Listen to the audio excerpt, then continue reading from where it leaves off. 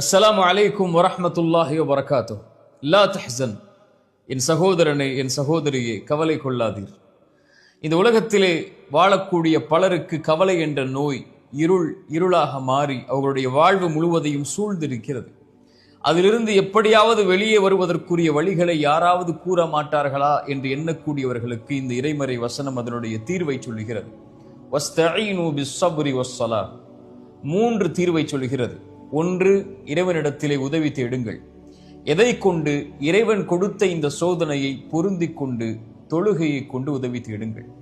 இதில் 2ஐ பற்றி நாம் இன்று பார்க்க இருக்கிறோம். ஒன்று தொழுகை, இன்னொன்று துஆ, அவனிடத்திலே உதவி தேடுதல்.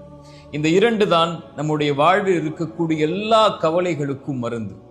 இந்த மருந்தை சொன்னது இறைவன், அதை செயல்படுத்தி காட்டியது இறைத்தூதர் ஸல்லல்லாஹு அலைஹி வஸல்லம்.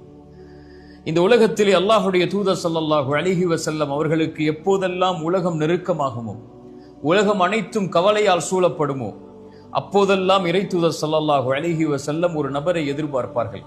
அவர் யார்? பிலால் ரலியல்லாஹு அன்ஹு. அவருக்கு என்ன பொறுப்பு? அவர்தான் பள்ளியிலே அதான் சொல்ல வேண்டும். பிலால் வருகை தந்தவுடன் அல்லாஹுடைய தூதர் ஸல்லல்லாஹு அலைஹி வஸல்லம் சொல்லுவார்கள், யா பிலால் அக்கிமிஸ் ஸலாத அரிஹ்னா பிஹா. பிலாலே, தொழுகையை நிலைநாட்டுவீராக, தொழுகையை நிலைநாட்டுவதற்கு அழைப்பை கொடுப்பீராக. அரிஹ்னா பிஹா, அதை கொண்டு என்னுடைய நிம்மதி, எனக்கு என்னுடைய வாழ்வில் என்னுடைய உள்ளத்தில் நிம்மதியை ஏற்படுத்துவாயாக என்று சொல்லுவார்கள். அக்கிமிஸ் ஸலாத அரிஹ்னா பிஹா. இறைவன் எனக்கு கொடுத்த அந்த 5 நேர தொழுகையை நிலைப்படுத்துவதன் மூலமாக என்னுடைய உள்ளத்திற்கு நிம்மதியை கொடு. இந்த உலக வாழ்வு எனக்கு நெருக்கமாகிறது பிலாலே என்று சொல்லுவார்கள். குர்ரத்து ஐனி ஃபிஸ் ஸலாத்.